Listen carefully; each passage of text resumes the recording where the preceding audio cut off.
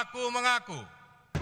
Seorang anggota Paskibraka perwakilan Provinsi Aceh, Zuhata Maghfurah Zohri, tampil tidak biasa saat pengukuhan 67 anggota Paskibraka oleh Presiden Joko Widodo di Istana Negara IKN pada Selasa 13 Agustus 2024. Padahal muslimah yang mewakili Provinsi Aceh itu dalam kesehariannya selalu memakai jilbab. Diduga Zuhata Maghfurah Zohri sengaja diminta membuka jilbabnya saat menjadi anggota pasukan pengibar bendera pusaka.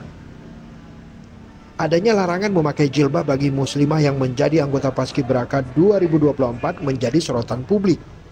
Hal ini tidak pernah terjadi pada anggota Paskibraka tahun-tahun sebelumnya. Kebinekaan dalam kesatuan budaya bangsa. Kebinekaan dalam kesatuan budaya bangsa.